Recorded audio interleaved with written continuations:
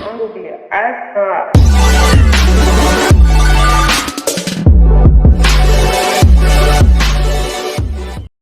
What's up? What's up? Who you got on BestsPointOfViewTV today? Yo, it's HaqqBee, man. You know the vibes, man. HaqqBee. Q silent. Your boy KP, Khari. That's what it is. What's up? What's up? Alright, so let's give people a little bit of background about you guys. Where you guys from? How did you guys get into music? How did you guys get into clothing apparel? Like, for people that don't know you. I mean, well, y'all niggas know the vibe as far as that. You know it's 585. DIE. Born and raised. Right. Strong hospital legend. 6 pounds, 8 ounces. Yeah, you know your information. I Oh don't yeah, know you gotta nothing. know that. I'm born 2 o'clock in the afternoon, man. You gotta know these things. These numbers is important, man. Yeah, I don't know none of that, bro. Yeah, I was born on a Monday. That's Yeah, for sure. Monday, 12 in the afternoon. Yeah, but Yeah, you know, I feel I'm listening now. I don't know none of my information. gotta know this. Look at your birth certificate. Yeah, Study your birth certificate. gotta You know. study that got that. I let motherfucker. my mom and dad hold on to that, and I never looked at it. There you go. I see. I'm put my shit is in my filing cabinet. Shit, my name is actually spelled wrong on my shit. For real? Swear to God, niggas spelled my name wrong on my Fucked shit. up. I got a hyphen. Huh? I got a hyphen. My middle name is spelled wrong. They spelled it with a PH instead of STEFFON. Oh. They fucked my name up. Oh. Yeah, and they got Porchea on my shit because my name, coming from my peoples, Right. they all. My name should be Porchea, but when it came to America, my shit switched to Porchea. Where you from originally? I'm from here. My family, they Haitian Creole. Yeah. So Yeah, that's kind of what happened with my dad's situation. Like, cause my dad, my name is Best too. Then my dad's name is Best, but it was supposed to be a Festinami or something like that. And I guess his dad spelled the name wrong on the birth certificate, so it's supposed to be Fe or something like that. No, it's supposed to be Fetty. And I guess they spelled the BSTNING, so he came over to America. He just took the name off and Quiet. Best. what? So yeah, that's how I got my name Best. So that's kind of crazy. I never thought I thought it was just some back home type of shit. Yeah, I just like that. But like he said, you know, I'm born and raised in Rochester. I'm an R&B singer. I don't really want to label myself just solely on R&B. I'm an artist. You know, I do everything. You know, anything talent wise, you can holler at me about. Right. Alright, so talk about the life from growing up in Rochester for you guys. How was you, like? What was you guys into?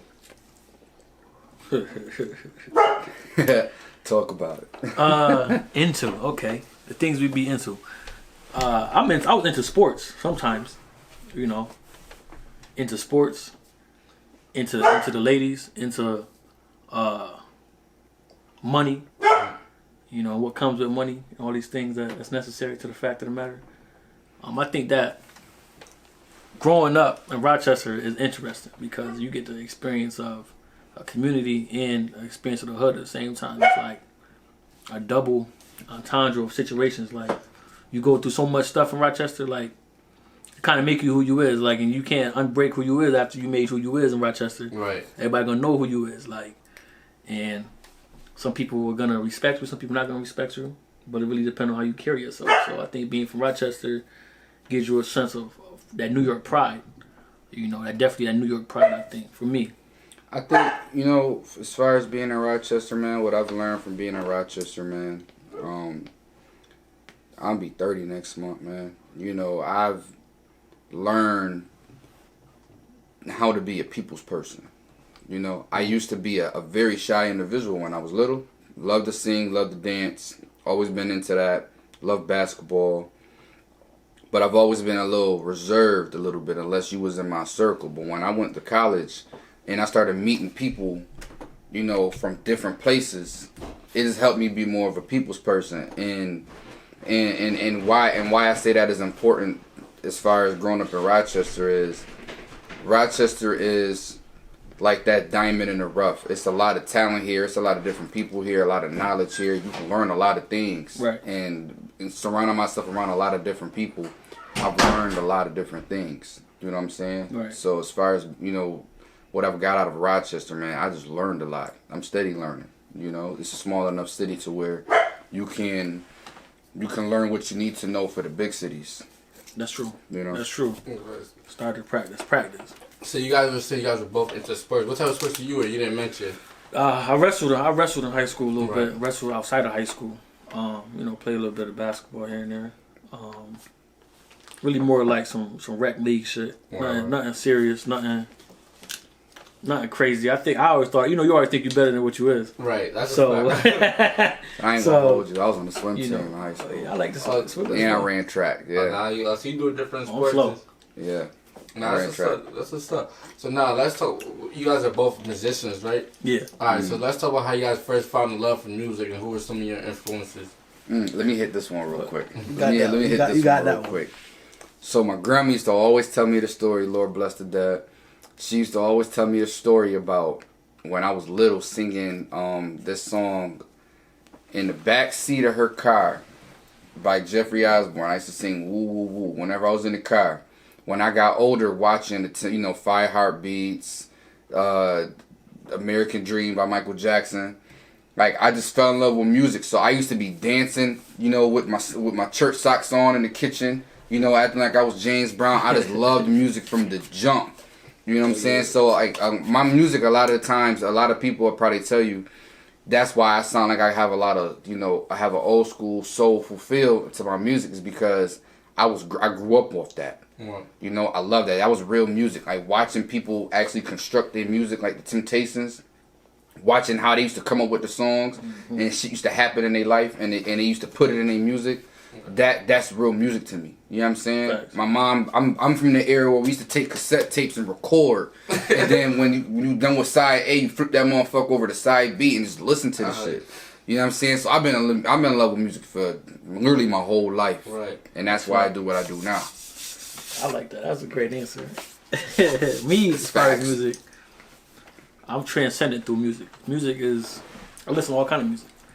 Like, I'm really into blues, though. I'm into more of a blues feel, jazz feel. You got your Robert Johnsons. You definitely got your Yardbirds. You know what I'm saying? You got your Nat King Cole. You got people who can put you in a time frame without even talking to you. Because music is transcendent. It's the instruments for me that tell a story. So it's like, I think I fell in love with music for the very first time. Like my favorite artist, I think, like over everybody, not even top 5 MCs, but artists overall, it's probably Michael Jackson. Like I cried when he died. That's how serious it was for me. I was like 14 or 15. It messed my whole week up. And I was 9 years old. Now, like, I used to hear his music, but I didn't know what he used to release. Right. But like how you said, the instruments a lot. Them stuff like you just could feel like you could just feel like the good music and the energy, like. And that's the thing about music, it's a language, like how math is a language. Like music is its own language and how it talks to you. So that just trickled down from there. But it's me more my biggest influence as far as music. You got your jazz, like you got your Muddy Waters. You know what I'm saying? You definitely got your James Browns. For example, it wouldn't be hip hop without James Brown. You know what I'm saying? It wouldn't be hip hop without James Brown. Some of them hard. What genre is James Brown considered again? Isn't he soul? Soul. He's Godfather of soul, but he's more than that. Because what does hip hop have? What does hip hop music? What does rap have? Those hard basses. Up tempo beats, some hard basses, some cutaways. And he was talking. He was talking. Favorite King song? Heroin is probably my favorite song by James Brown. Oh yeah, my favorite song by James Brown. We talk about you talking. The Payback. That's a whole rap. You take away the musical instruments, as far as get back, huh? He's talking to him. You know what I'm saying? Getting down with my girl. That ain't right. You know what I'm saying? Like that boy was talking. So it's like you talking about music. That's why I can't respect none of these niggas that's locally in my city now, or any nigga that's any other place. You ask these niggas like, or my nephews and them, they get a pass because they're young. But my nephew asked me, yo, who your favorite rapper? I told that nigga Nas. He said, Lil Nas X. Almost knocked him out. Like, what are you talking? What? What are you talking about, bro? And that's everybody nowadays, bro. I don't give passes. But at the same time, it's like this how I look at it. But this is why. Okay, well, I'm gonna go ahead. That's how I look at it. Like when you guys were coming up too, right? And say like you guys were 15, 16 years old, and like who was popping at that time? Like Nas, Jay-Z. So when I was 15, 16, man, like Lil Wayne was Lil Wayne crushing the game. You said Lil Wayne was Dipset. And Dipset, right? But that's like a whole different. That's a whole nother generation from like the Nas and Lil Wayne. Right. So your parents would probably listen to them say this is music. When you was listening to Lil Wayne, that's a whole fact. They're like this is bullcrap. True. So that's a whole fact. Yeah, he ain't saying nothing. Right. That's but I throw a wrench in that cog in that machine of what you're saying because you're right. Like it's like NWA. Niggas was not, the parents was not feeling that. Don't want their kid listening to that shit. Right. Like that gangster rap, right? But they had what they had for community. Facts. For the community to move though. But these niggas nowadays, they have no excuse because it's not even bars. See, Nas respected Cam, respected Jim, respected Jewels. Kool G Rap respected Nas. It went like that. Now it's like, what do you niggas do but dye your hair a certain color But and scream? I ain't gonna hold you. I think that's mostly because those people stand out because they got the suburbs like listening to their music. Those are the people buying like music and stuff like that. Right. Nowadays you got like, our community. We're not buying music. You just go stream that song on YouTube and stuff Illegally, like that. they do. And you feel me? And those people that be rapping like that, like let's say like a guy like Dave East. Dave East spits for real. Facts. That's Made facts. a bunch of spits for real. But if you look at their views, it's not doing as much as it wants because nobody respects real music. How a nigga told me Dave East was ass. Nah, people be saying And that. I walked away from the They don't conversation. respect There's real nothing to music. talk about. This is what it is though. And this is why I say I don't give niggas pass. If you can't ride the beat, if you disrespect that craft of that producer who made that beat, I can't listen to you. That's what it is. It's disrespect. You know what I mean? Cause you just got on there and just said some bullshit. Like Lil Yachty, I can't respect his music. His business wise, I can respect him because he came into the game with something totally different, Right. and he's getting paid for it. Right. Kudos to him. But as far as musically though, I couldn't call him and be like, yo, I need you on this track because he's gonna fuck up my beat. But you know what I think about that, bro? Like his music is gonna be here today and gone tomorrow. Like the niggas that's like been the butcher the day east, that's shit gonna be like when I turn 50 years old, Classic. I'm still gonna be able to go back to that because I can kind of relate to what he's saying. Right, but right. Yachty, like don't get me wrong, they make great music from our generation, Right. but it's like after that wave is gone, that little 2-3 years, Right. we on to the next thing because like. We're not gonna feel that way no more. That's from our party era. Right. But that real lyrics and stuff that you can relate to. That's why Meek Mill stands out so much to me, bro. Cause when he dropped Dream Chaser and stuff like that, it's like I'm chasing a dream. I can relate to me. Yeah, relatable. But, you feel me? But that sound good, that screaming, you can't relate to that. Like you probably gonna forget about that song like. That's a fact. In like the next 4 or 5 months, because you wanna know what's next. You wanna know what's popping. You feel me? And that just is like. Now you right. You definitely right in how you feel about the music. But I give you a scenario that you don't even have to be a good rapper. But you're solid and you're original within yourself and you're comfortable who you are, makes you a legend. I give you somebody niggas don't even know about. Oh Dirty Bastard. Oh no, I heard Oh Dirty. ODB. His name from like that crew. From Wu-Tang Clan. Yeah. Right? Yeah. So you talk about him being he's a solid member of the Wu-Tang Clan.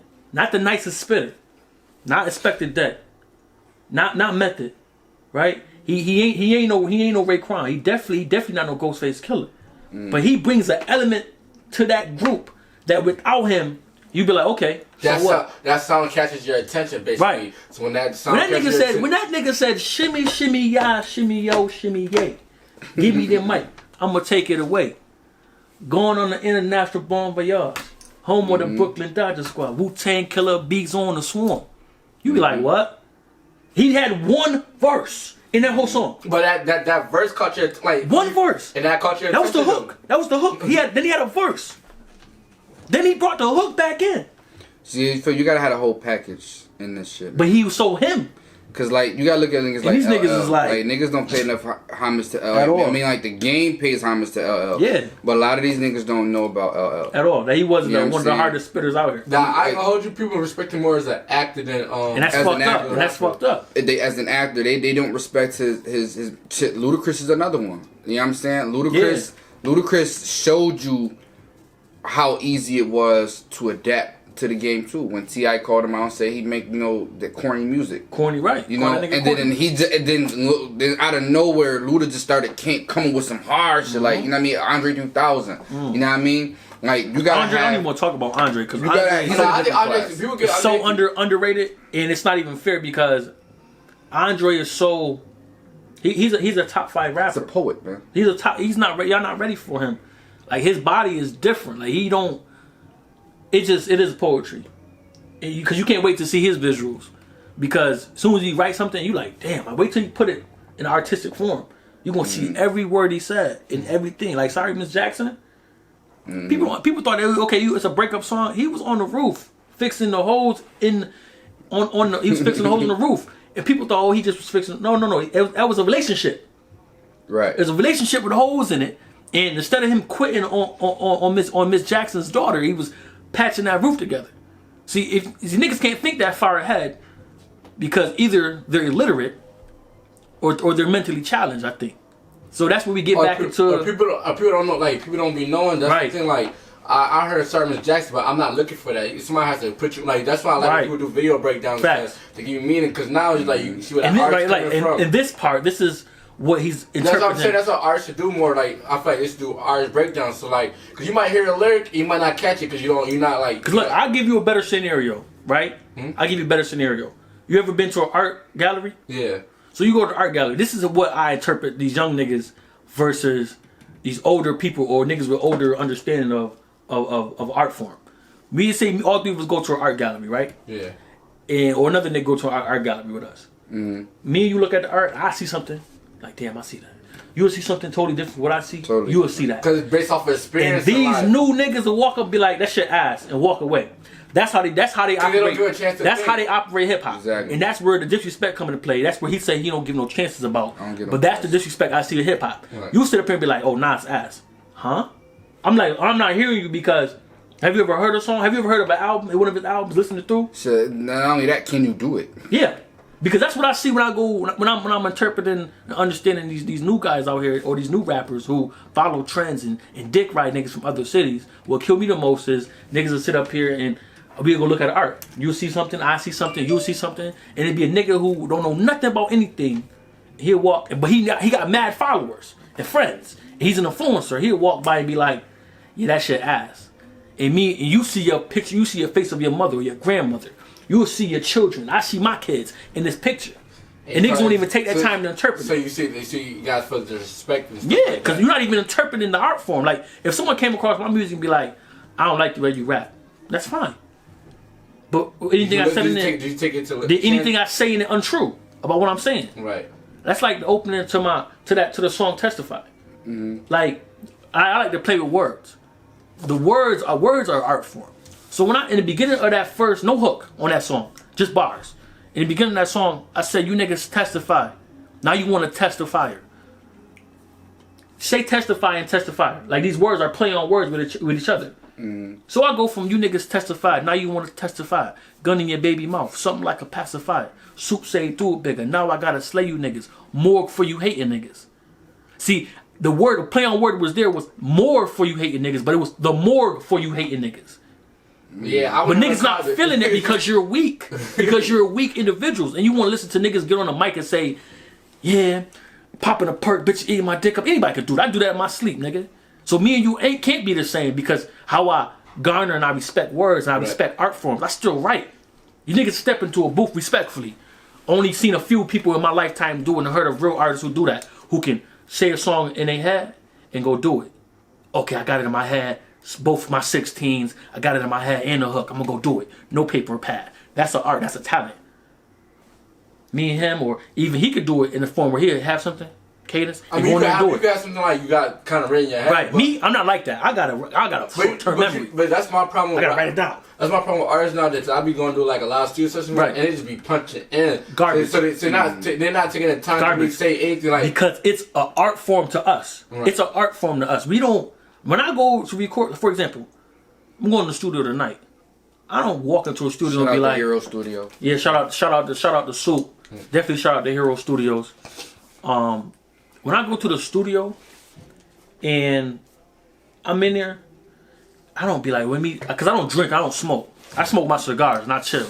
But I don't have to catch a vibe to be like, oh, okay, I'm drunk enough, but I'm feeling myself. I need to go get in the booth and say something. That's whack. But that's weak nigga shit, man. Said it has a meaning behind it. It's something you went through. My very first song, I wrote a song about my daughters. Every word, I would never put that song out because that's a song for my daughters. Whether any nigga like it, I don't care. They're gonna like it because their dad wrote it for them. Right. And that's what is important about art for me. Right. This art right here, this is personal art. It's not about putting it out and having niggas comment on it. This ain't even to be commented on. This is for my daughters. Right. So it's about the art form for me, but I'm not gonna sit up here and act like, oh, I'm gonna get in this booth. Every time I take I want to schedule booth time, I schedule it at a later date and use that period of time to work. Right. To work. Okay, this not gonna work. Okay, this not gonna work. What's my subject? What's my body? But then again, I gotta remember, these are the same niggas who skip school, who skip class. and don't know the word, don't know the English word, don't know how to write paragraphs or sentences or essays. So how can I expect you to understand what I'm writing or what time it took me to put into that? Don't know what a ballad is or a taiku and all that shit. Don't know none of that. Nothing. Don't know anything. Don't know nothing about a sonnet. Don't know shit about Shakespeare. Only thing you know about Shakespeare is Romeo and Juliet. But you don't know that. We used to read math stories about that in school. But you don't know that he was one of the hardest spitters if you think about it. Because he raps, and they did an interview, they did a video on this. Shakespeare writes the same way Jay-Z raps. One sentence will be one sentence. The next sentence, like he have his ending word in the first sentence would be an ending rhyme. His next sentence has no rhyming in it for that first sentence, but the third sentence rhymes with the first sentence. That's how Shakespeare wrote his sonnets, the same way. First, if you're writing a sonnet, first sentence and let's say it ends on street. The second one, we're talking about fucking blueberries, and the third one ends on meat. So these words, this is a structured sonnet. People write like this, people think like this. But then again, I can't explain music to people who do drugs, who do stupid shit. And I mean drugs. And I mean real drugs. I mean like not even little shit, like weed. I ain't real who quote unquote record music. So if I can't stand up and respect the nature of your body, don't get mad. It's just that y'all niggas is garbage to me. Nah, I definitely understand where you're coming from. Cause like I see some shit like I don't know, Roddy Rebel. He was like, bro, we don't. Rebel? Yeah, that's my guy. Yeah, fuck with Roddy. He said some shit like, bro, we respect the spitters and shit, but niggas nowadays we don't be trying to sit down and listen to that shit. We don't be like, not even trying to say we don't be trying to sit down and listen. Yeah, niggas not trying to be just driving a car and listen to real music. I respect that. Now that I respect about Roddy Rebel when he said, I know exactly what you're talking about. I respect that, but he could still do it. But he can still get like that. He know what's commercial. He know what's. Right now, what kids are trying to listen to in the car, like even me, I know real rap because I grew up like I was born in '99, so I came in the era with like 50 Cent, and it was still like my older brothers and sisters listening to like 50 Cent and like the like Joe Santana. That's what I looked up to. Nowadays, like the kids, you listen to blah blah because it's turned. They can speed in the car, they can do reckless stuff, and makes them do reckless stuff. Back then, you could actually point type shit. You feel me? Like now, back then, when you hear rap, it's like the difference when I'm at nighttime when I'm driving at night. I don't want to listen to that turn up shit. I want to listen to some smooth, even if it's some R&B, even if it's some blues, something that's gonna make me think like I want to do better. And like the music nowadays makes you just want to go crash out, basically, just crash out. And another thing I did see was like they said back then they was making music like for drug dealers. Now you making music for like drug abusers, like people that's a whole. And I still make music for drug dealers, and that's what's crazy about the situation is because I don't like these niggas so bad that it irks my nerves. Because I got niggas in the feds listening to my music, niggas in state penitentiary listening to my music. They feel my shit. Like I make music that you can go rob a nigga to, but these niggas make music to a nigga go get robbed to. Like you thinking you about to crash a nigga because you got nigga on a song got you hype. When my music is a little more mellow, but I'm telling you what you got to go do. There's a difference.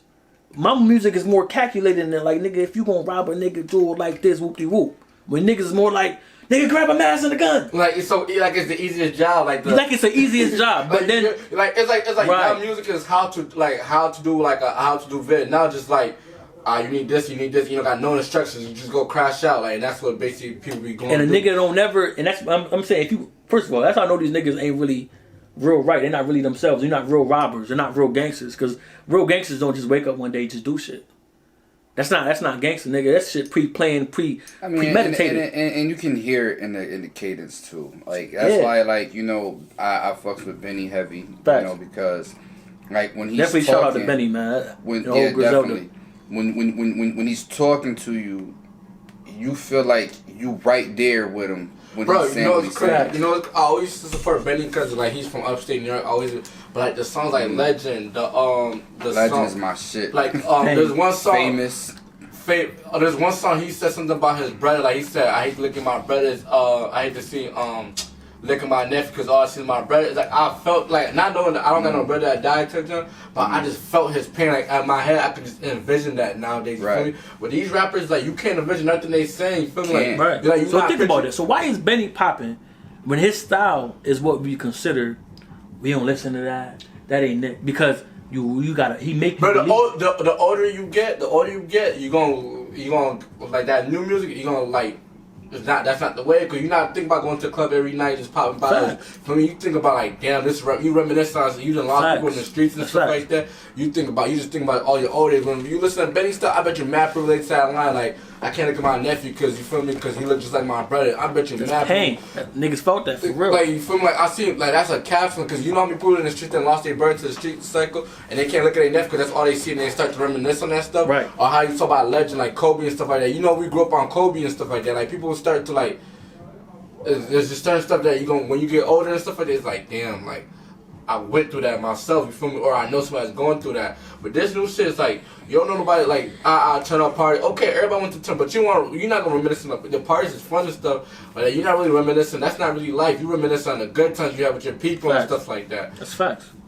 And that's respectable, and that's respected throughout what we trying to do as far as our movement and our music that we making. And I think that the biggest influence that we have as far as our music is that not changing who we are. Right. You know what I'm saying? That's what niggas do. Like, we're not going to change who we are, what we do, to capitalize on situations that aren't necessary. Like, for example, like, I'm not going to spend my time and skill set to sit up here and hop on a wave it's going to die soon. Right. Like, everybody drilling right now. Everybody doing the New York drill. Right. When I was around when Chicago drill came out. So, I remember that, and that's something I want to talk about right now, honestly. You know, and this is for whoever. I have nobody name in mind, but the dick riding has to stop, bro. The dick riding, the dick eating, like, you know, you can go to jail. Like what Boosie said, you know, you go to jail for that. For what? For dick riding without a license. For real, because it's what niggas do, and that's literally what Rochester is about. That's what it has became. Buffalo has the Bills. Syracuse got the college basketball team. Albany got the goddamn Capitol, and Rochester got dick riders. And that's what it is. Like, that's what it is now. It's like, growing up, nigga, I don't listen to all of me niggas' music. Like, first off, niggas hopping on Chicago drill. You from Rochester, nigga. I grew up from you down the street. And why you sound like you a Chicago nigga?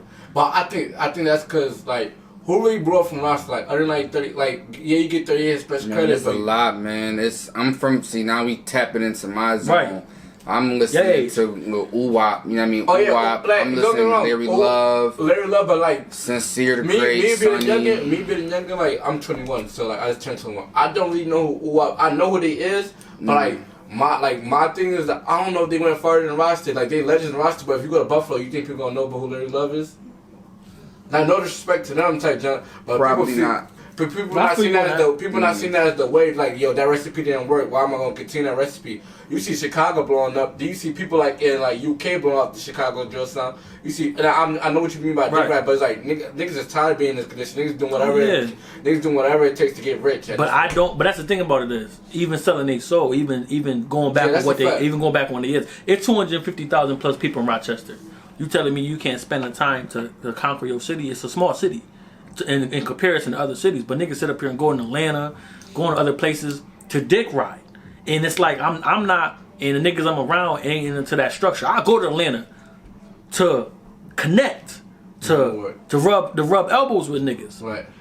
You niggas leave to literally hop on a nigga penis. Pause.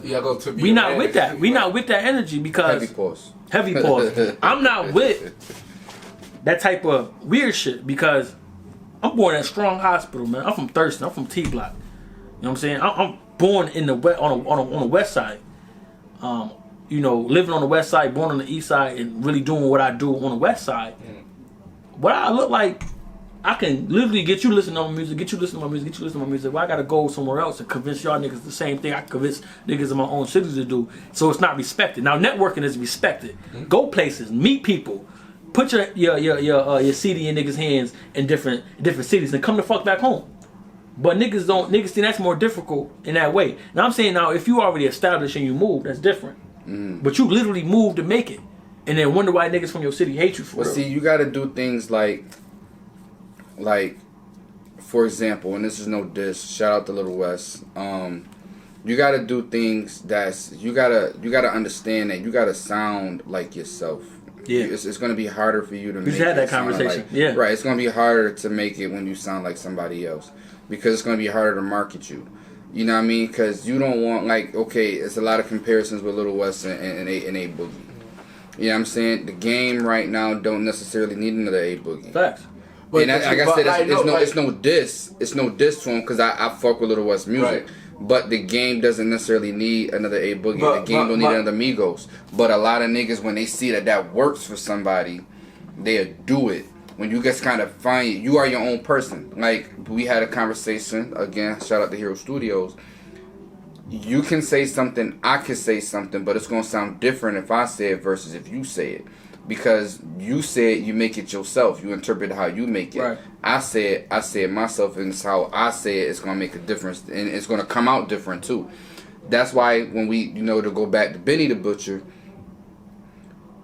no one's going to be able to sound like him. Even though he's just rapping, and he sounds like the niggas from back, that we, from that era. Right. Nobody's going to sound like him because nobody right now. It's a story. It's one Benny. It's authentic. Right. You know what I'm saying? Right. And if you can't help, like I said, again, it's no diss to Lil Wes, but if you can't help sounding like that, you know what I mean? Or even anybody. My thing with Lil Wes is like, before A Boogie, we even heard about A Boogie, Lil Wes has been kind of rapping like that type of junk. It's just like respect. It's just like A Boogie. He made it. He took it. Okay. A Boogie kind of like blew up with that stuff. So it's like that's kind of like Lil Wes's sound right there. So it's not his fault. It's not his fault, but and I can respect that. Yeah, absolutely. And like the fact that's like, because when A Boogie was popping, but like we really probably didn't know about him yet. But Lil Wes was already doing that song. You listen to his first song, Lil Wes was already sound like that, and like.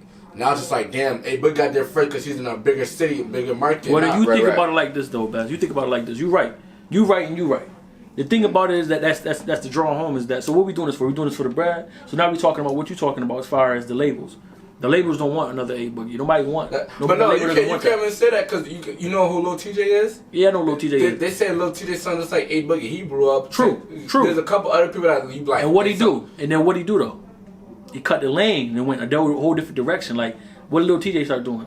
You start seeing the nigga like, okay, well, Lil Tjay is going in this direction. Because now he's saying he sound like A Boogie. Where the fuck is A Boogie at? Nah, right? He around. He around. Yeah. Wouldn't that? I don't like heard a new song from the nigga. But I feel like his fan base focus him hard enough that like if he drops something, absolutely, it's levels. Absolutely, it's levels. It's two niggas that sound like each other, right? It's levels. Two niggas that sound like each other. One nigga's on top right now. Oh yeah, they always he falls down. The nigga could back up here because he reminds you of somebody. Who is it? It's A Boogie. Oh, okay, A Boogie came back out. Okay, cool. Okay, you can fluctuate like that. But I don't want to play them type of games with niggas. I don't want nobody to say, oh yeah, because it's like acting. If I can't afford Denzel, I'm gonna give me a Denzel type. The NFL does that too. The NFL and NBA does that. Yeah, they like, I need a LeBron. Damn, I can't afford LeBron. I need a LeBron type. So that's what we do, types. Right. Even when you look at beats, what is it? Polo G type. So we talking about types. You want to be able to create your own type. And there's nothing wrong with, like you said, with Lil Wes and them niggas sound like accidentally or purposely sound like each other. Right. That's okay. But now you have to draw out a niche of why you are, who you is. Right. Now I ain't saying dye your hair a different color than other niggas or act a certain way. Just go out your check out your comfort zone. Like try do something else. Like speak like Rochester and Bronx are different. To like be Rochester and that's probably what you mean. And that's what be Rochester because we have our own identity. Whether we upstate New York or not, we got our own identity, and that's what my problem is. Niggas don't want to sit down with themselves and discover that Rochester has its own identity. This is a place where Freddie Douglass made his home. This is a place where, Susan B. Anthony's been at. This is a place where, they had the riots here in the 60s. This is a place that has history within itself. So, we don't sound like other niggas. We are an hour and 45 minutes away from Buffalo, but I heard Buffalo niggas. They don't sound like us. We don't got all the same verbiage. New York niggas don't talk like us. So, and in New York, they say we sound country. So right. We have to come with a certain... the biggest display of what we sound like... A certain caveat. We gotta go back to older niggas.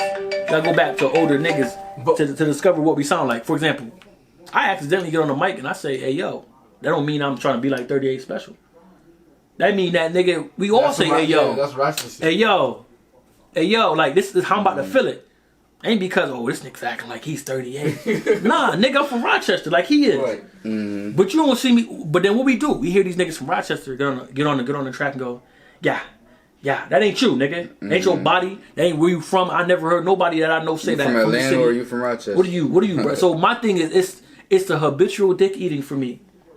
It's the habitual dick eating for me. I can't vibe with it because I know too many solid niggas who ain't fucking with that. Who's not.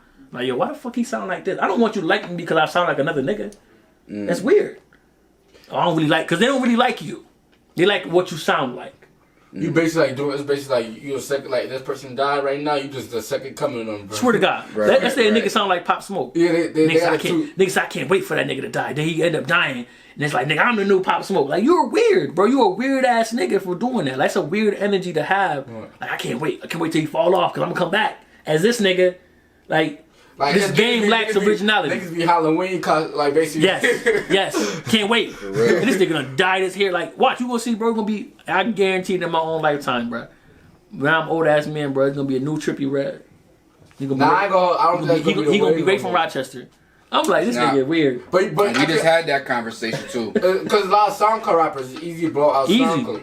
It's easy. It's like, so do I want to give people what I think they want to hear, or want to give people what they hear? You know, what I want them to hear. As an artist, so people use that word so frequently, and they fly it around so much. The word, everybody's not an artist. Everybody can make music. Everybody's not an artist. The artist is, I paint a picture for you. He can't paint a picture like I can paint. You can't paint a picture like I can paint. I only can paint this picture. Right. That's the difference between, a nigga know a difference between a Van Gogh and a Picasso painting. They got people who study this. Curators who know the difference between, nigga, that ain't no Picasso. That's a motherfucking Van Gogh right there. Right. But if a nigga get a painting, it's like, I don't know if it's a Picasso or a Van Gogh. You're priced differently. You're understood differently. And they can't compare you. So now it's like, I don't understand, like, how would you want to... like a whole year worth of album covers. Just now. Pain. Like, niggas want to be... They don't want to be themselves. And they're not comfortable in their own skin, so what they want to be is another nigga. Because, again, I was there in the heart of the Chirac, Chicago drill shit. I ain't gonna, cause I was like 13, 14. That dude was so like intrigued, like we were so intrigued by that. Like the whole vines, I think people started wanting to be like that too. And I respected the fuck out of Chief Keef. Because I'm like, oh, this nigga's different. He was different. Like, I didn't know. I'm older in music, so I feel like when I heard niggas say he from Chicago, I'm waiting for Common. I'm waiting for Twister. I'm waiting for Kanye West. You know what I'm saying? I'm waiting for even a little bit of R. Kelly. Like, I'm waiting for that older... Where's that at? So I hear Chicago nigga come out with that Chief Keef shit, nigga, bang, bang. I'm like, what is this? This shit is fire. I ain't gonna lie to you. I didn't like Chief Keef when he first came out. I couldn't accept it. But that's me. That's just me, though. I couldn't accept it. When he first came out, I hated that social shit. I'm just like, yo, that shit is trash. But it's because it was easy to me. It's easy to do what he does. It sounded good. It sounded good, and it just was easy. I just didn't like it. I couldn't rock with it. But I had to. But the more and more I kept hearing it, and at the time, that's all that was available to listen to. I'm like, okay, let me. Yeah, I had to actually did homework and had to listen, and was like. But the one good thing about the drill song, like the whole Chicago. Like Chief Keef had this one song, but there was so many other artists that's like, if you like Chief Keef, you go listen to like Lil Durk. And he had different sound. And there was like Lil Reese, you could go listen to Lil FG Durk, you go listen to like Herbo. Like Herbo was the more lyrical drill rapper, Chief Keef was the more mumble rap. Lil Durk was gonna make love song. That's a whole fact. You know what's funny? You said you ain't like Chief Keef. I didn't really like G Herbo. I ain't like when he was Lil Herb. But I like the G Herbo more than I like for exactly what he just said. But he brought that Chicago sound, but people were able to bring their own sauce on it because they said like G Herbo from the east side of Chicago, but you know they all close up like Durk and them from the south side, but it's all close to. Right. And they kind of like got a different age gap, kind of like a. Fact. So it's like they was all able to use this one sound, just bring different type of energy and different type of. I like Durk. I like Durk. You know I like Durk. And Durk was making like Durk was rapping. He was Lil Durk. I like Durk then, and I like Durk when I like Durk Yo. I like his evolution of an artist. Right. See, he finally you know what's funny? I was there when Chief Keef turned into Sosa, but then he never had no other form. See, it's like compared to Dragon Ball Z. I feel these niggas ain't got no final form. Nah, Chief Keef just like they got no final form. He stopped caring about rap though. True. Like, that's why he only stopped at Sosa, because it was Chief Keef, Sosa. We don't know what could have been next. Because what we had Lil Herb, fucking G Herbo. And it's like G Herbo is still in he's still in that G Herbo form. Right. We don't know what he gonna do next. And go into a different form. Even with Durk. Lil Durk to that Durk Yo form, to where he no longer drilling. He just like, whoa, he's different. Shit, I was the same way with Lil Baby. I couldn't accept it when I first heard him. But when I listened to him though, like I probably listen to him more on my playlist than a lot of other artists. She's evolution there. I can see the way the shit was just elevating and he just grew. Bro, and I'm like, yo, fuck a Lil Baby. What's that love song he made? He made like a love letter song, and that's when I was like, oh, Lil Baby different, because he switched it up from like the freestyle to all I think I know what you're talking about. What's the name? Another one too. NBA started off as close friend. That close friend. Yeah. And that's why I feel like he switched it up. I respected it. I'm like, oh, this fire. Like, did he just because he went from I think the first song I heard him was him and Drake. No, the first song was it was a freestyle song. I forgot. The only song I ever heard with Lil Baby, and I don't know who the fuck is this, is what would be that song he did with Drake. And Gunna and stuff like that. I forgot. That wham, bitch, I'm a baby. That's the first song I ever heard with Lil Baby in it. Right. I said, this is cool. It's easy. It's cool. Then I could see his evolution, his growth of music when he did that close friendship. I'm like, oh, okay. That's different. That's you know what I'm saying? Because Dirk threw me off. Dirk threw me off with I'm listening to Lil Durk. That was this ain't what you want. That's Dirk I know. Right. Then that nigga hit me with Instigator. He hit me with that pain. Mm-hmm. Autotune Dirk. Like he hit me with pain. I'm like, oh, you do this for real. Right. And I'm like, I respect your game because you do this for real. Right. Because now you taking it. That's where you know what it is. I see the seriousness now. You start off. My only difference is I do it seriously for real. As he's growing up. Yeah, he got older, going through more stuff. Like different environments, I feel like he's making different music. Like now he's not in the hood no more, so it's not that gritty sound like he used to. Like my thing is, Lil Pump is gonna stay Lil Pump.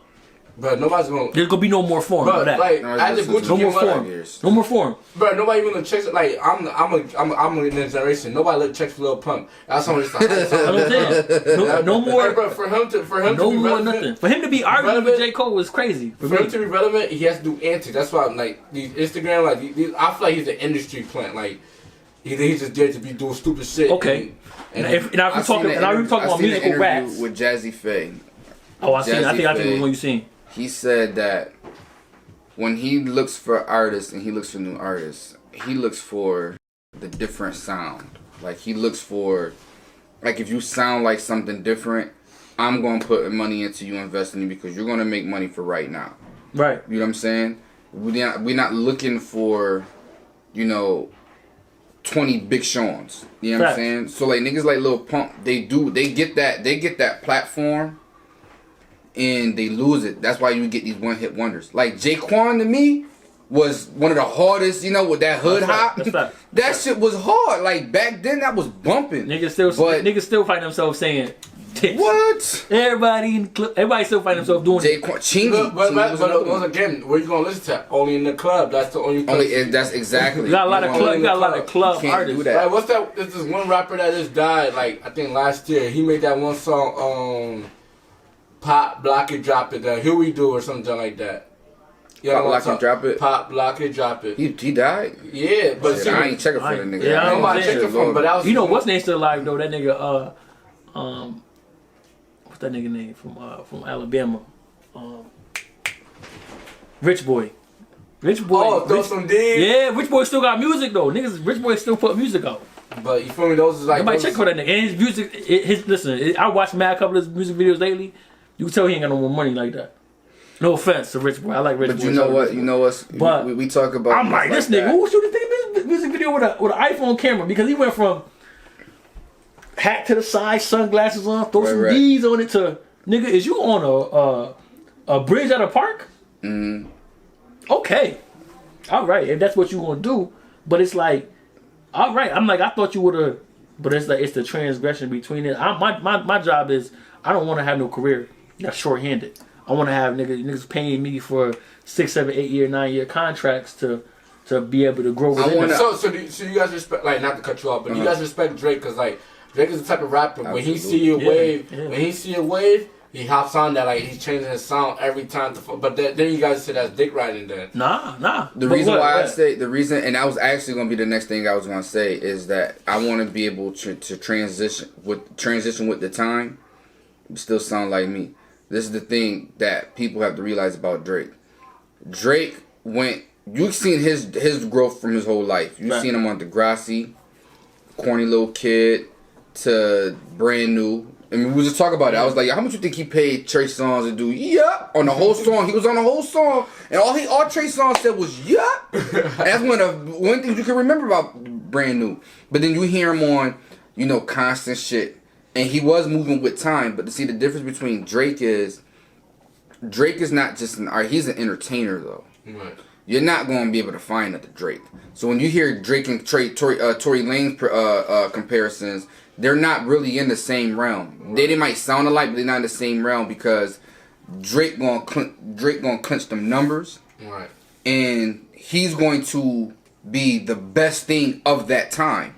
You know what I'm saying? Tory Lanez can't do that. Nah. And I fuck with Tory Lanez heavy, but he's not yet. going. He haven't hit entertainment status though. He's not. Yeah, he's not going to be Drake able is Michael to. Jackson big right now. Right. He's not going to be able to move with time and be able to say, "I'm the best thing out right now." Right. He can't do it. That's why Drake can hop on a track with anybody in the world because when he's on there, he is going to be the best of what that is. Right. It's one thing to move with time and you're not the best. You're here with it and you sounding like this, but it's nothing to sound like this, but you bringing the energy here with it. Facts. You know what I'm saying? Now you right and about that. That's why I fuck. I fuck right with Drake about that. heavy. And to your question about is Drake dick riding because he follows the trends? You gotta think about it like this: you dick ride when you have the ability to be yourself and you choose to be another nigga.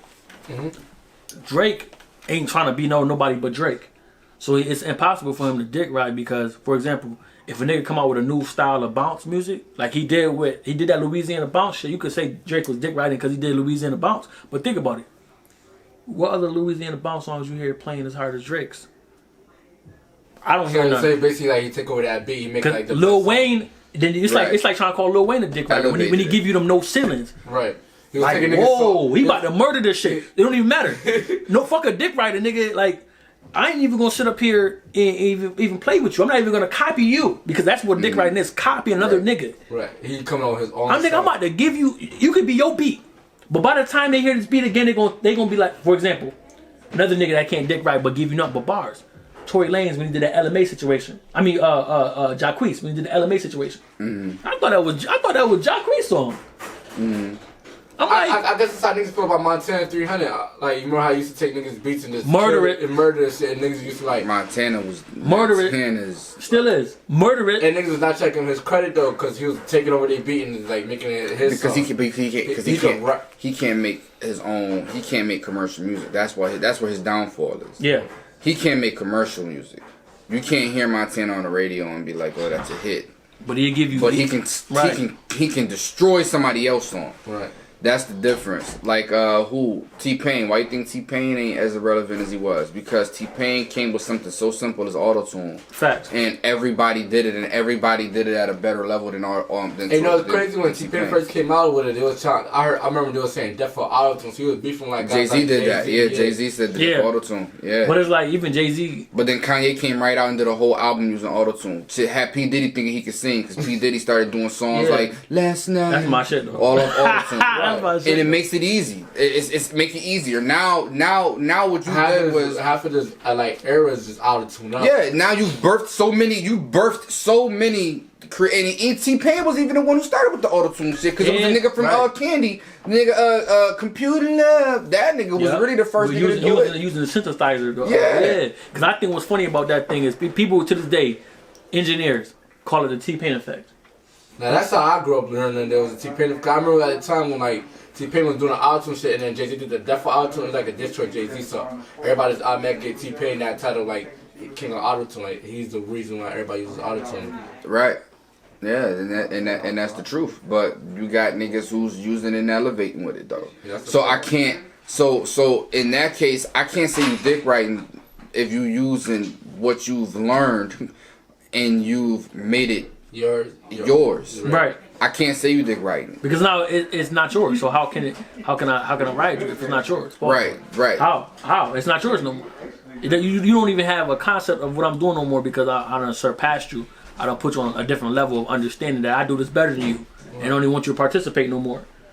So I think I see what you're saying. It's a thin line between either sitting up here dick riding somebody and taking over their whole wave. Because that's the thing about it.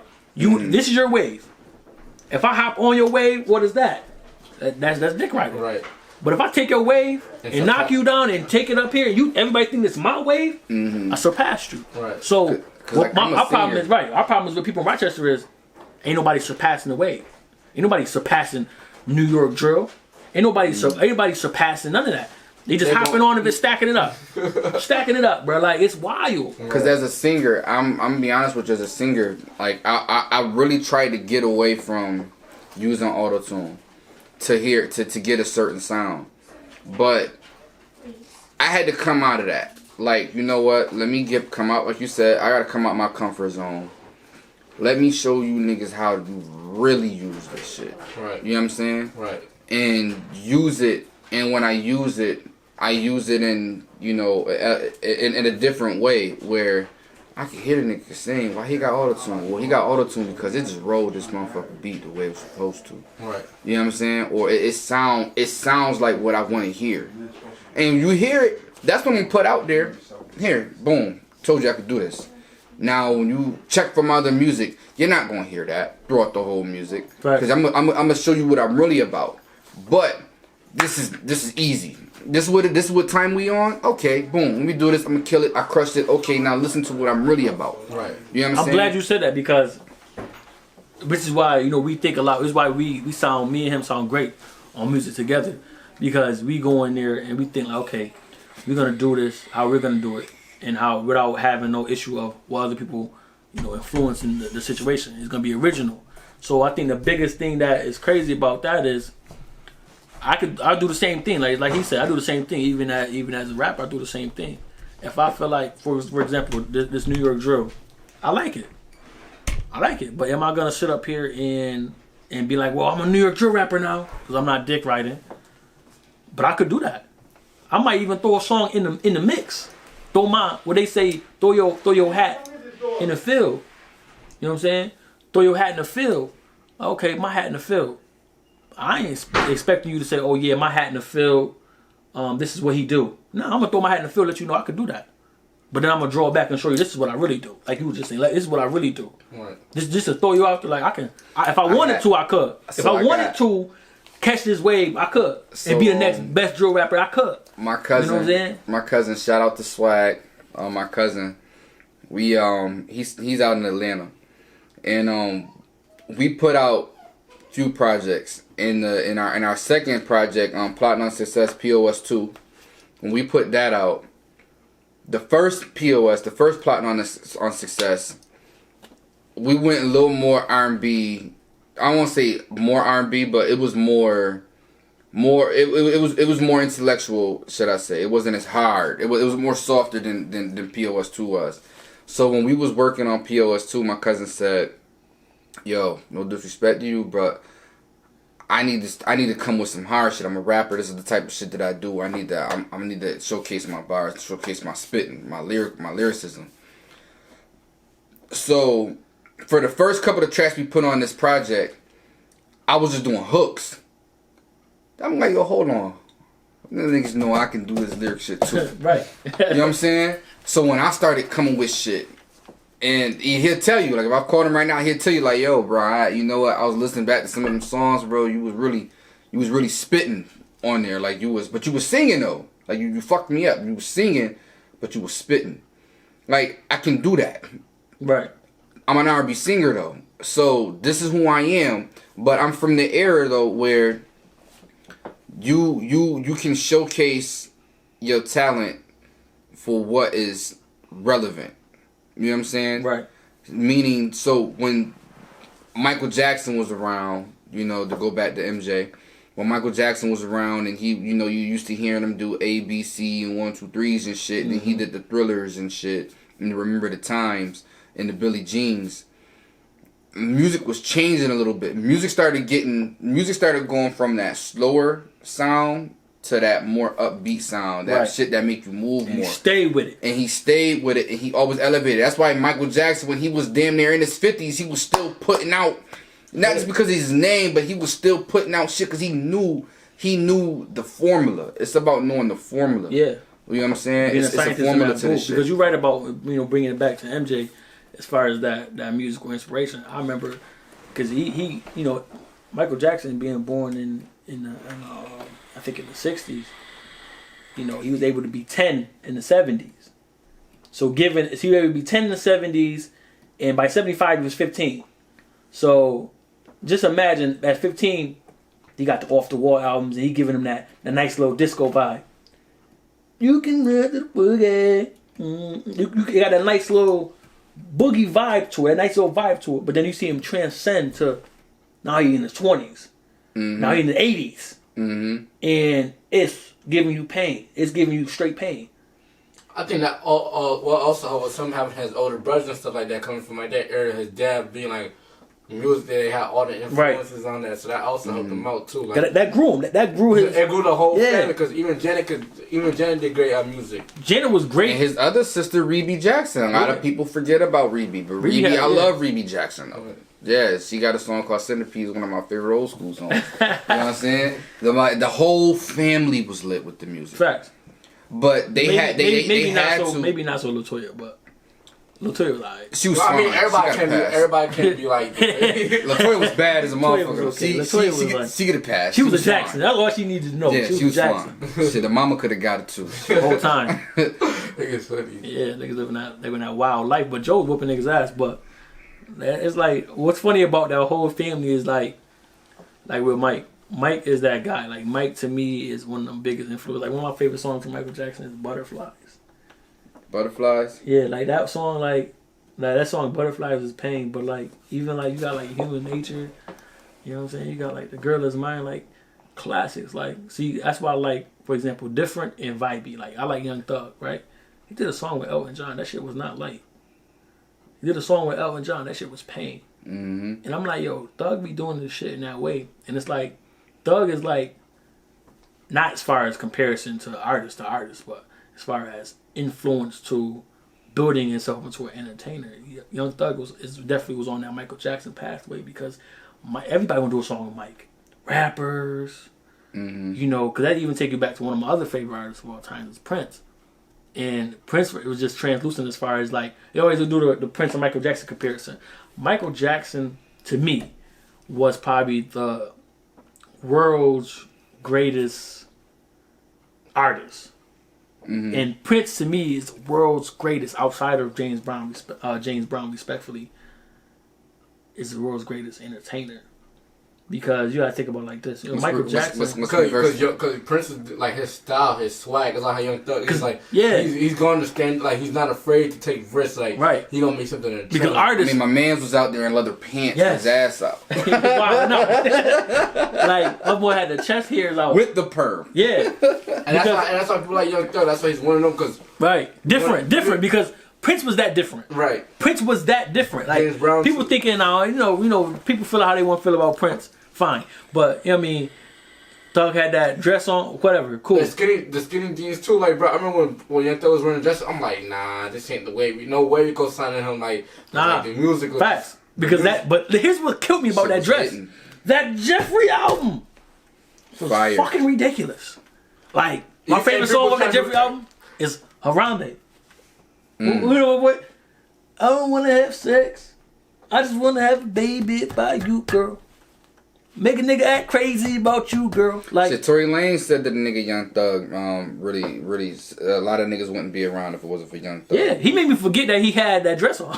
Like, listen to the album. You have to accept the fact, and now it's like everything. Young Thug's whole like wardrobe's probably like, so you can see kids doing like the way he talks. That's why. Cause I remember when Thug came out. I remember my first time ever hearing Thug was Florida Water, the motherfucking. Portland album. Last time him and Bloody J. See, look, that's how I know that nigga Thugger. When he said that motherfucker. I think I started listening to Florida Water. That was my shit. Like, I think I started listening to Young Thug when him and Rich Homie Quan did their little joint together, and then that's when I started listening because I was fucking with Rich Homie Quan at the time. Yo, shout out to my older brother Elbow for putting me on to Young Thug in Florida Water. That was definitely pain, and it's like. But like you were saying about that, like that him and that Rich Homie Quan shit, bro. Mm-hmm. That's when he kind of that motherfucking the fuck out my face. Come on, man. That shit is still in my playlist right now. Well, yeah. Someone get him out my face. Like I was like, yo, what? This shit is fire. Tell them about your bodega, man. Oh yeah, man. I was about to definitely get to that. I want to get to the movie part first. Like, Oh yeah, we get to that. Like, let's start off with like. Let's take it away from the music first off, cause like y'all got mad history. I feel like y'all should start a podcast. Like, Yeah, we was thinking about tell that. you, man. Podcast coming soon. You heard it? Solidify right here. Podcast Podcast we coming. just have conversations about different topics, like on some like Vlad Bucci type of stuff. We just come talk about music and stuff like Fendi. that. Album reviews. That I feel like, cause y'all got mad history and like everything. I feel like I learned mad stuff just within our conversations. That's what conversation is about. Pull some, take something from it. 'Cause we took shit from you. Right. Hearing how you like, I'm different in your perspective now that you being younger. Right. Like.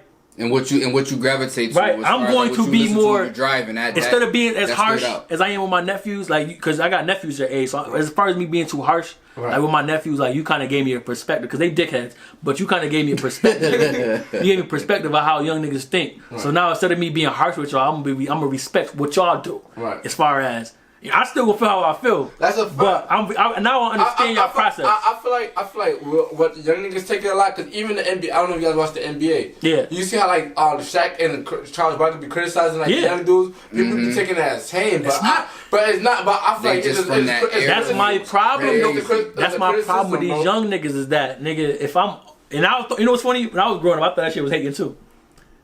I don't take it as hate. It's a mature thing. It's a mature. When you get mature enough, you gonna realize that shit ain't hating. Wait, hold on though. Wait, Some shit is hating. let me just throw this out there. Hold on now. All right, I give you Now, the nigga Barkley be hating. Nah, he be hating. Nah, I don't think he be hating, bro. Because like if you Skip Bayless be no, hating. because check Skip it out. Skip be hating, because he would never get credit when Oh it's yeah, due. Skip hate on definitely. LeBron. He hate on LeBron for no He don't reason. get credit when it's due. At least Barkley gonna be like, y'all respect LeBron, but he gonna give you his Nah, I ain't fucking with it. Even with the Donovan Mitchell and Shaq situation, it was like before they even started, they said Shaq said, "You're one of my favorite players. I don't think you're good to start." That's not hating. You want to see. Nigga, you better than that. Right. You better than that. He said, I don't think, but he gave him his price. He said, "You're one of my favorite players." Not like he just came off like, "You ain't never gonna be nothing." Like Niggas is too. As you know what it is, niggas too sensitive. Like my older brothers, like the one that just was in here, Sleepy. Shout out to DJ Booty Bless, by the way. To my brother DJ Booty Bless. Yo, my brother is one of the harshest niggas I know. He's harsh. Like he is a mad abrasive, but I know where it comes from. So these little niggas be like, "Oh, this nigga hating on me," because he. Sometimes people don't know how to appeal to your sensitive side, and a lot of these young niggas are sensitive. Like I feel like because the Instagram comments, a lot of be like a lot of hate and stuff. Yeah, so that's hate. That's hate. So they don't know how to separate it to this. But I know you, or I know of you, and I'm telling you, like, my nigga, you're doing it wrong. Like, what you're doing, you could be better than that. Right. It's like, oh, this nigga hating on me. That's not the same thing as far as telling a nigga, yo, you suck in your Instagram comments. Right. Now, that's hate. That's hate. Me, nigga, I know you, but like, you were trash. Like, you could tell a nigga straight, like, yo, you trash, bro. But why?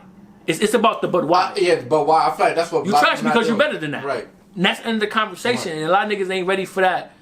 They're critiquing and criticism, but that mostly comes from a different subject. So do you feel like Joe Budden? Do you feel like Joe Budden's a hater? Cause I don't feel like Joe Budden's a hater. Joe Budden's not a hater. Because that Yachty interview was what needs to be said. That shit needs to be understood. Joe Budden is not a hater. Why Joe Budden got so mad? And if I was Joe Budden, he wants him to understand his contract. If I was Joe Budden, I'd have slapped the fuck out of Yachty. My nigga, hear what I'm saying to you, because Joe Budden has been in a 360 deal and had everything he ever had took from him. So nigga, he trying to learn your goofy ass something, and your little ugly ass running around here talking about chill, bro. And that's what a lot of these young niggas is doing. That's why I be slapping these niggas. I be slapping these little niggas. I be doing something to these little niggas because they don't respect a nigga telling them something about facts, nigga. They don't respect wisdom because people been through that situation for a long time. Like, Budden is a hater, man. You think? He think of Budden a hater. This is why, and I love Budden as an artist. I fucks with Budden. There's a little bit of hate in there, but he's a hater, and you know why I say he's a hater? Why? Because the nigga is just too fucking arrogant. I agree. I feel like no. I agree. He's arrogant. He's arrogant. He has no respect for anything. He has no respect for anything that he doesn't he think he's agree with. Where he think he's at in his mind of Joe Budden is not where he really actually is. Yeah, he feels like he's the greatest of all time. Pump it up. That's all a nigga know you for, respectfully. But you ain't gonna shit on Joe like he ain't got no bars. He got bars. But the Yachty situation is like Joe be hating on other niggas, and he really is a hater. He hated on Lil Wes. He just said he can spit better than Eminem, and honestly, I can argue that, but you're gonna have to give credit where the fuck credit is due. You gonna let another nigga tell you that you sing better than another nigga? You know how it is, bruh. Absolutely not. Like, that's what I'm saying. So I think Joe Budden is like that. Joe Budden is that arrogant. That's like, yo, for example, I think I can hoop. I tell niggas to this day, I will guard anybody in the league. Like how I feel. It might not be true, and I'm not living for that. But he did it for clout. But he did it for clout. He didn't do it because it was true. He didn't do anything to showcase and show why. You right. He did it for clout. At the same time, you know when you're doing this arguments, you gotta catch clickbait stuff like that. You know, like they gotta sell. They gotta. Like that shit he said. Like that shit he said about that weird goofy shit he said about touching his dog and shit. Yeah, he's a fucking clown. That was wild. I'm like, my nigga, you ain't see that shit? Nah, I ain't catch that. Joe Budden said some shit about how he fucking touching his dog's dick. Some wild shit. Like, yo, my nigga. Like, so who would you say like in like? Who would you say is somebody that gets like that's not a hit that gets good like that knows how to respond like interact with artists? Because I see somebody like Fat Joe, Jay-Z. But people don't really see Jay-Z give advice off like on. Oh TV. no, he's not gonna give it to a nigga, but yeah, he give good advice where he coming from. I feel like somebody be like Fat Joe. Fat Joe. I don't know if you guys be watching Instagram Live. He be having mad niggas on there. He be telling people his background story, like how what he went through. I feel like that's what a lot of people got to go through. Joe Budden be saying, you're in a 360 deal, but he don't be giving his story. Nobody really understand that Joe Budden situation. And it lets you know Joe Budden's situation, and then he talks without letting you realize where he coming from, and that's where he fucked up at with Yachty in that interview. But I think that interview was necessary because he's asking Yachty, like, do you know what deal you signed? Do you know what you're in? Because my nigga, Joe been through that. Right. Joe damn near 40-something years old. He been through that, and it's like, nigga, he want to make sure you doing this shit for real. Right? While you at the highest point you can get rid of anything that's like my nigga. And I think that he came off that way. It was wrong for him to come off that way. It was more for Rams off that way, but like, right. But like he was really trying to like. But he should have put Yachty to the side on a different note, like boom boom. But I like to, for example, another shit that wasn't hating, the Joe Budden and Migos situation. That to me was not hating. Definitely wasn't. That was real. Like, nigga, y'all niggas ain't doing nothing. But again, he did it for clout. He did it for clout because he had to get up or drop the mic or hit me in the leg. He did it for clout. And that's the part that fucks me up. Like, I be hearing what he's saying. Like he the conversation be good, but just like the way it's the way you do it, the way you talk to like they gonna look at it like yo, he trying like he disrespecting them niggas though, right? Like, he openly disrespecting them niggas, but you gotta understand the nigga Joe Budden. He's from New Jersey, I think. He's Jersey, yeah. And Joe Budden is the type of nigga in Jersey. I'm gonna keep, not to cut you off, my bad. I opened up for Joe Budden. And after we opened at the Space Bar, he came here, opened up for Joe Budden. I got videos and everything, can show you the footage. After the performance, that me and my boys, we got an encore for, the promoter for the venue let niggas go in the back. I didn't even tell you the story. Nigga, they had the promoter for the venue let niggas go in the back and meet Joe Budden. He's sitting on the fucking big ass couch with his little white broad. My mans was like, yo, took a picture with him and shit, was like, yo. And to throw this out there, I'm not starstruck, so I don't give a fuck. Like, if you there, you there. I don't care. I'm an artist. I don't give a fuck. So he was like, my man was like, yo, what can you tell me or show me how to get where you were? And you know what Joe Budden said? What did he say? He said, why the fuck does everybody ask me that? Oh, and ignored the nigga. Word. Now I'm in fight mode. Right, I'm like, yo, I should beat this nigga the fuck up. He didn't ask for a feature. He asked nigga for advice. I can't fuck with niggas like that, bro. That's mad cocky type. And then after that even happened, I was telling you, I told you about the tour shit. Yeah. We got offered to go on tour, but they wanted us to pay. They wanted to pay like $2,000. And everything was going to be paid for, but we just had, the $2,000 was just to be able to go on tour, open up for him while he was doing his shit. He said, "Fucking hell no," because that's like that. At that point, he was like, bro, anything he tells you, like he's a cocky, like that's like when you like if you're a basketball player, right? Like say somebody like D-Wade, like say somebody like Marco Fultz asked somebody like D-Wade for advice, like how you do that to him? And D-Wade's like, bro, why the like now you lose respect for it? It's like right, you lost the fan. I looked up to you like what's good having advice in your mind. And you ain't gonna put it out, right? And that's a quote. And that's why I feel like the black people tear each other down because we have like the power or resources to like help the next generation out. As you should. But niggas is like, niggas be like, this is just for me. They gonna hold it in. They gonna be stingy type. And I don't like that. I'm not like that. And the niggas I'm around ain't like that. We don't do that. That type of energy. And that's why I feel like a lot of people forget where they come from. That's why you gotta respect. You know why they forget where they come from? Because they don't be from where they be. Think about it. That's why I had to say that in the beginning. About niggas leaving Rochester, going other places and dick riding niggas. Because if you really knew who we was from, that's not the Rochester way. That's not the 585 way. It's a community. It's an uplifting situation. What you niggas do is leave other places and be like, well, my city never supported me, but you never sat there and tried. You never sat there and let your city do that. Even though there's a lot of haters in this fucking city, you never sat there and let your city love you. So don't blame your city. You niggas act like that because y'all like that. Y'all stingy like that, and it's fine. But I never let her step on another nigga's toes. I want a nigga to learn from a nigga. I ain't gonna talk to a nigga if I ain't gonna learn nothing from you, gain nothing from you. Right. Drop a gem or something. My job is to pick it up. Right. But these niggas don't think like that because everything to them is dick riding. Everything to me ain't dick riding. I know what's dick riding. Right. Because I see you niggas do it. So I'm like, my thing with me is talking to a nigga, learning from a nigga, understanding where a nigga, coming from or how he get to where he was at. That's being a protege. That's being understanding. That's learning the process. Right. But trying to be a nigga is wild, man. That's not gonna fly nowhere near around here. We bringing that 585 energy back, bro. Whatever the fuck is missing, we bringing it back, bro. Right. So let's talk about this movie you talk about putting together. What's up with that, bro? So right now, me and KP, we had a conversation about, putting together some productions for, some local movies that we want to shoot. Right. And what we want to do is, I think the best thing about shooting a movie is, from your city that you're from, is a lot of local stories in the news that goes on every day in Rochester that we can pick and pull from and create a movie about. Right. Because some people really live that shit. And that's the best way to do it because you can relate to it. Right. It's like, nigga, oh, shit, I remember that happened on that street, and we shoot on that street. We shoot that story that would happen here on that street. I think that's why Tyler Perry was so successful. Facts. A lot of Tyler Perry situations, you can be like, yo, I know somebody went through that. And right. It's just Facts. Fact. That's some of the what best it is. movies, yeah. That's what it is. And we want to create that energy, like, we don't want to make it too sad, but, put a little comedy in there, whatever, though.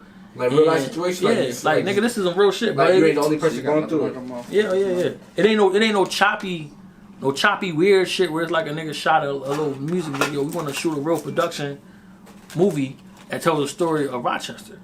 You know what I'm saying? It could be anything as far as the storyline being written up. Right. But it's more like, yo, this shit was shot in Rochester by niggas from Rochester. Right.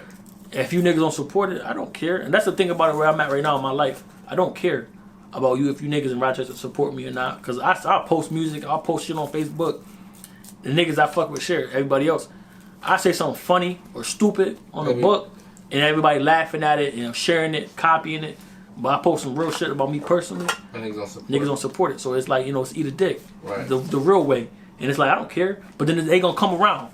When it's really up there, doing really come around. But all it takes is for niggas to see somebody like co-sign you that they feel like they respect him, and then they what is that? I've been saying it on interview. It's dick writing. Okay, now we on the same page, best. It's dick writing. That's what be happening. Like, and it's sad. You could see some shit like a nigga will be like, say for instance, Class Murder. Like niggas see Class Murder drop his music and shit like, and don't give me his views don't be like as crazy as they should be. Right. You feel me? Like I feel like he's one of the best MCs I've been watching. The nigga broke a million though. But you know what's crazy? Soon niggas see he did something with Casanova, bro. They play his music at every event. And when niggas say, "Oh, I fuck with Class, nigga."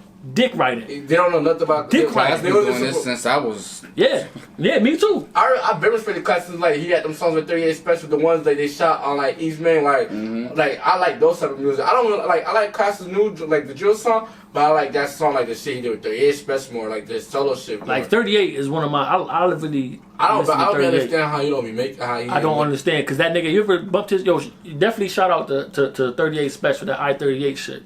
His album, that shit is fire. I still been out that. That shit is fire.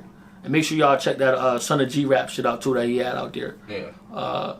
That shit was pain. Right. Like his music is definitely that's a nigga you can relate to because he's like this nigga from Rochester. Bro, that's the whole point. I be listening to. I'm like, yo, this nigga from Rochester. Like the shit he. I love doing a song with that nigga because I think our style is is similar in a way. Because I seen all people you do music with Benny. Fred the Godson. Right. RP Fred. Even Cashflow Pool. Yeah. And the niggas he got on that trust label, like, shout out to nigga Dini and shit. Yeah, I like his songs. He's him. That's what I like about his music. He's him. Right. But it's like I'm bringing them real spitters back. Like that's not a trend. That's what hip hop is. Right. I ain't a rapper. I'm a lyricist. Right. I always tell niggas these niggas who color their hair. Trend. That's why I think like the whole movie it's gonna be different. Mm-hmm. You know what I mean? Because I'm not saying niggas ain't shooting movies. Because shout out to Shida Prince. Somebody did Rent a Ride, I think, in Rochester too. Yeah. What's his name? Good News Photography. Good News. Yeah. Fuck with Good News. Shout out to Good News. What's his name?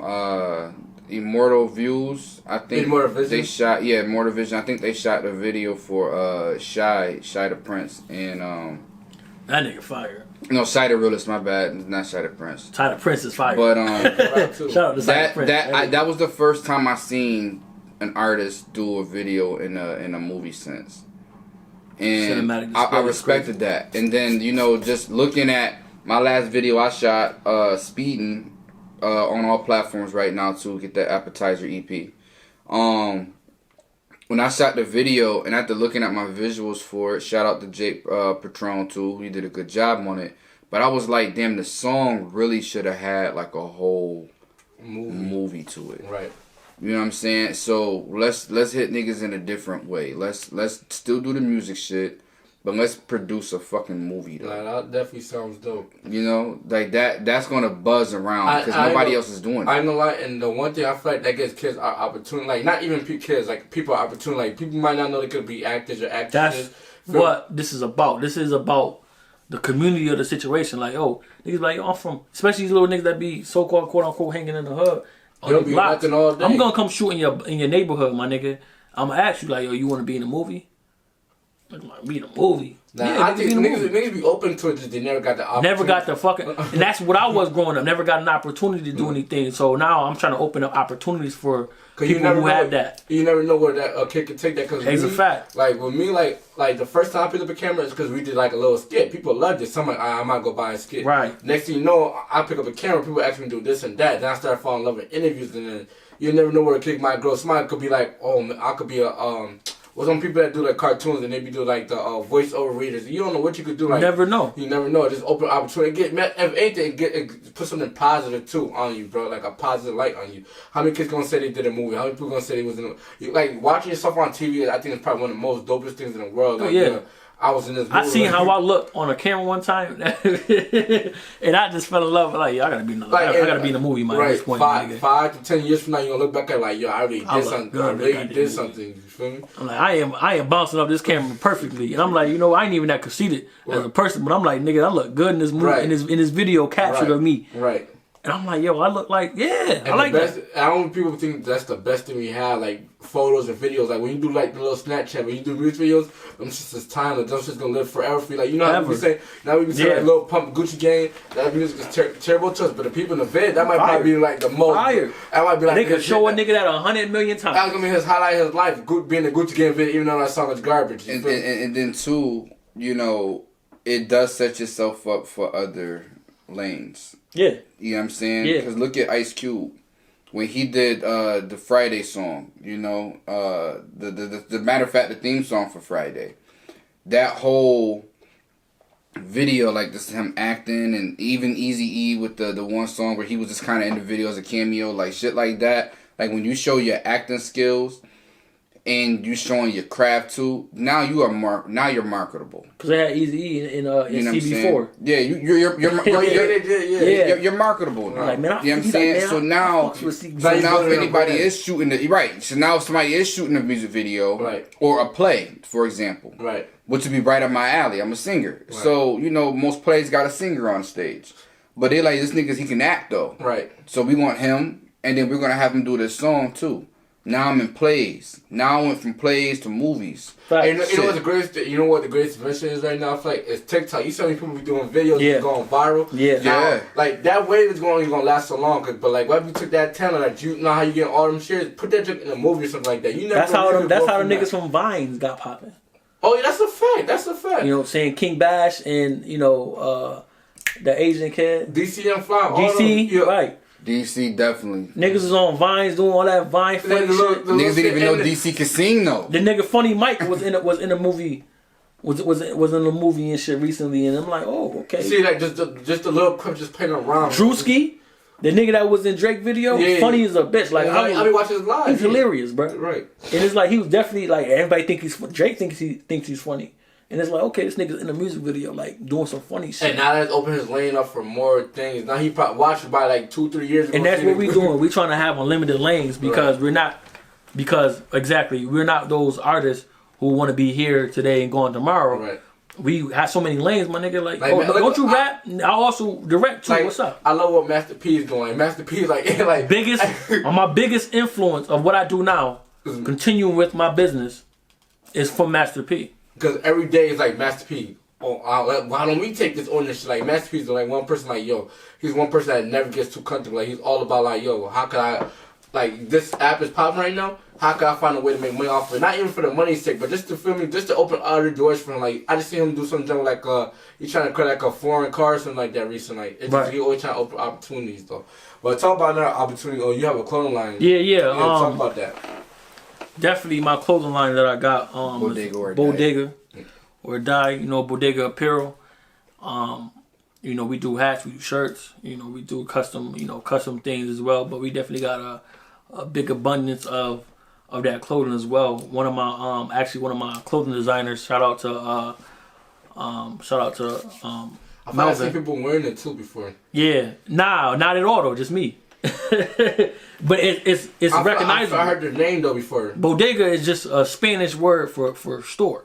Right. So the word bodega is a name that can be heard around, said around. But as far as somebody putting on clothing, you know what I'm saying, me having the LLC and the DBA or that, and going for that trademark and next, is the biggest thing that we're looking to do right now because nobody got it on clothing. It's just a common name. Right. So because it's common, it looks good on clothing because it's something that can be said easily by everyone, by anything. But you definitely shout out to one of my designers, Melvin, my brother Melvin. Definitely know what fashion is all about. So, shout out to him about that. But yeah, my Bodega brand, as far as that, we put it into the mix of understanding what we want to do. We want to do all these avenues, all these different lanes, but with the clothing itself is to have something that you don't normally see every day. Right. And then create a value in it. You tell me how much is it worth. If that's what you're thinking, how much you think this is worth, how much you think that's worth. Right. As we have this conversation, not what we're going to price it as, but ain't nobody got this. Ain't nobody wearing this. So everybody wearing everything else, think they wearing some nice little designer shit. That's cute.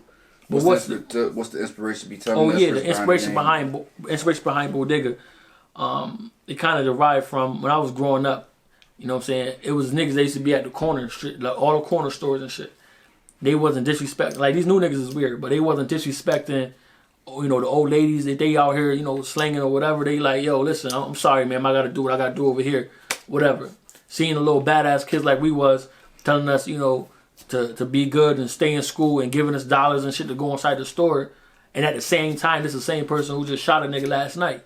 So it's not about being less gangster. It's about taking care of your community in the right way. I never been influenced by an older nigga or these older niggas who was outside these stores to do negative things. Right. They wanted you to be better than them. Right. And we bringing that energy back to Rochester. And that's the Bodega way. I feel like, that's another thing. I feel like a lot of my people, like my age gap, like they be sending these little niggas on crash dummy. And that's not what we doing because my OGs, I got real OGs. When I was growing up and I seen the little niggas beneath me, what it was is that they OGs be a year older than them or the same age as them. That's where the misguidance is. You have a child leading a child, and that's not what it is about that. My OGs are in their 30s or 40s or in their 50s, respectfully doing their own thing in that way. Either they already dead or they in prison. But at the end of the day, something they always say, be better than them. Mm. It takes me back to the movie Menace to Society, where Kane went to go see homeboy that he grew up with. Right. He seen him do all kind of wild shit. And who basically show him how to do the negative shit he does in his life now.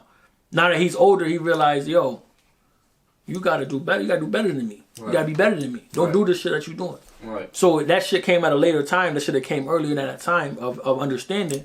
But why not do that now? Right. It's really gangster to take care of your community. That's gangster. All right, like what Vice President once said, he said, like, people be trying to act gangster 24/7. You don't even supposed to be gangster when gangster stuff happen. Like, other than that, like... They be weird. Like, that's other than that, that's like they trying to promote... Taking care of your kids is gangster. Like, I got 2 daughters.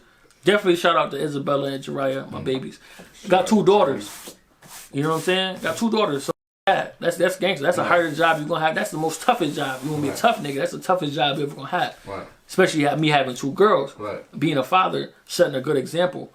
That's tough. Take care of your kids. That's gangster. But these niggas is misguided and misused in this situation. And my job with my clothing line and what we carry ourselves as a brand, you know, as a company, we are pushing forward to be positive. But don't let that fool you about us being positive, because if we need to address situations, we're going to address them. Right, that's what I'm saying. When stuff happens, that's when you turn Got against to. it. But other than that, just It's a switch. It's a switch that you don't leave on. Like, think about it. If you leave your RG&E on without paying your bill, they're going to come cut your lights off, right? That's where we be going wrong. So my nigga, we using a switch. They can't charge you for what ain't being used. Right. But when that switch come on, that light's bright as ever. Yeah. Bright as ever. And that's the problem with these niggas. These niggas don't. They don't convince me. I'm not convinced. I'm not convinced by these niggas locally that I see. Right. That are not gangster to me. Y'all talk like everybody else do.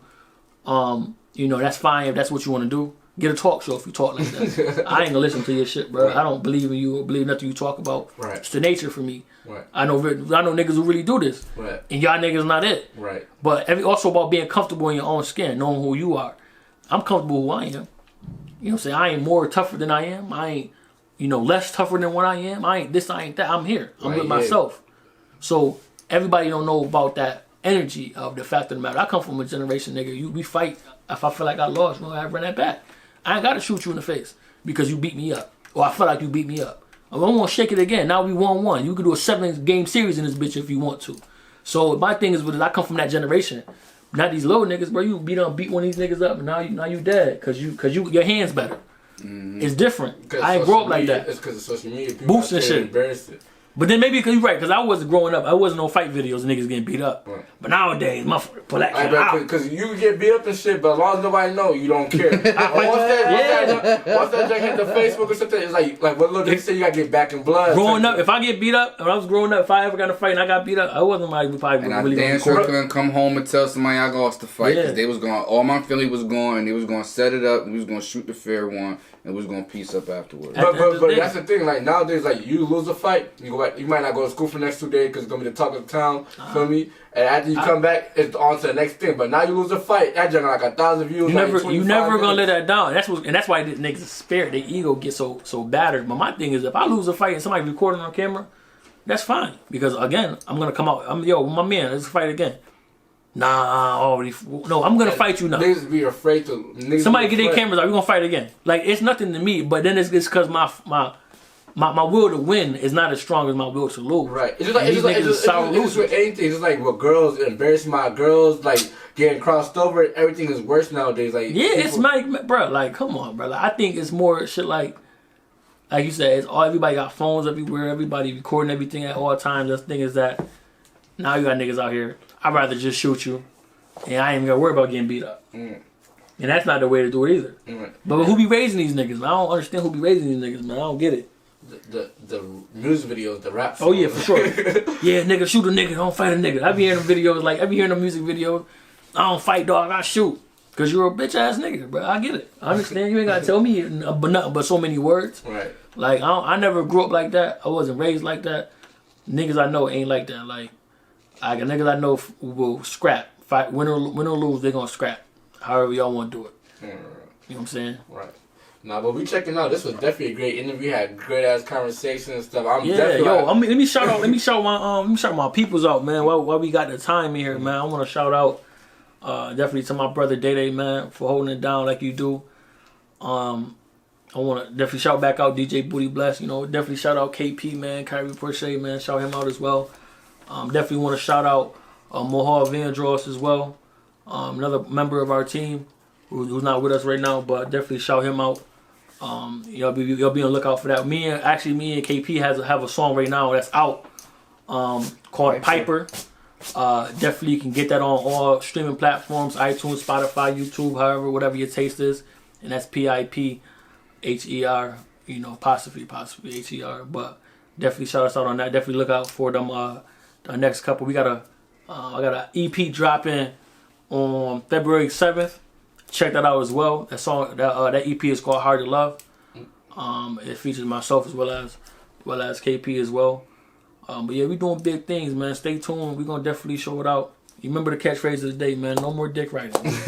No more dick riding. Throw my shout outs too. Shout out again, Hero Gang Soup. Shout out to my boy Swag out there in Atlanta. Shout out to all my peoples, man, all my boys, man, Trallo, MJ, man. Let me shout out. Let me give myself a personal shout out too, man. You can catch the IG at IMJUS_KP. My Snap is IMJUS_KP. YouTube me at KPORCHEA09. That's K Porchea. Go get that. Go get that Hard to Love when that drop on February 7th. Go check out the Appetizer EP out right now on all platforms. For sure. Ready or Not, a couple of projects out there. Shout out to my moms, man. Shout out to everybody, man. Shout out to Rochester, man. For sure. That's fact. Man, just be on the lookout, man. There's a lot of things coming through in 2021, man. Oh yeah, we definitely stepping on them fucking heads and them necks in this situation, and yeah, like you say, definitely shout out to Soup, man. Shout out to Soup. Shout out to Q. Shout out to Ali as well, man. My whole Vandross. Yeah. Shout out to my boy. Them fucking vibes, man. Them studio vibes, nigga. I would not be where I was at if it wasn't for them studio vibes. Man, make sure y'all check out Hero Studios, man. Yes, sir. You know what I'm saying? Make sure y'all add him on there as well. Y'all can add me on Instagram at HaqqBee. HaqqBee. Don't call me HaqqBee because you're not the Haqq. I ain't responding to your shit. Definitely hit me on the book. Or like my page as well as it's Jerron McClendon on the book. For my business page as well as that. You know, it's First Degree Records, man. You know how we vibe. You know how we getting. Definitely add me on the book, my personal page. Jerron BB Mac MAC. That's how you spell that. Yeah, we're gonna be out here, man. Like you said, the 2021 season, man. 2021, 2022. You know what I'm saying? We definitely gonna put it in the mix. You know what I'm saying? Like we say, we shitting down niggas snorkel, man. We don't want no problems with niggas. Man, and make sure niggas don't want no problems with us. Make sure I shout out BestsPointOfViewTV for the interview too, bro. Facts though. You already know, man. Man. Shouts to you, man, for the interview. Listen, man. Shout out to Best, man. Best Point of View, man. We definitely. That's a great name, by the way, to have, nigga, because it's just Point of View went with that so perfectly. Right. We definitely shout out to this interview process as well. I appreciate it, you know, putting us on your platform and letting us, you know, say how we feel. You know what I'm saying? You know, give it to you raw as far as the energy that we giving out. Oh, nah, it was definitely dope conversation. I could see y'all doing a podcast too, just talking. It's coming, man. We have you on the podcast. You're gonna be the first guest on the podcast, man. We do album reviews and stuff like that. Man, you're gonna be the first one on there, man. Put that shit right on the mix, man. Like, I definitely feel like that, though. Shout out to my kids, man. I already know he gonna edit this. Just keep the good parts. Yeah, shout out to my baby Journey. Yeah, man. Shout out to the vibes, man. Shout out to my kids, man. My little prince right there. You know, shout out to my daddy and my mama. You know what I'm saying? That's about it. About far as that. And nobody else get no more shout outs because you're gonna have to pay me for a shout out next time. Alright, we checking out. Check it. Trials and tribulations, I'm just trying to live my life, hoping I make the right decisions, cause I wanna live it right. I remember nights, no sleep, feeling weaker than 7 days. Now I'm using my clever ways to make sure my songs getting played. But these niggas doubt me, they think I'm not gonna make it. But soon I'm gonna be rich and happy, that girl getting naked. I promise you I'm the best, Supreme Nakshi. I'm on the rise, smoking dope and I'm getting high. Spirit, she floating to the sky. I wonder, is they gon' think I'm a joke because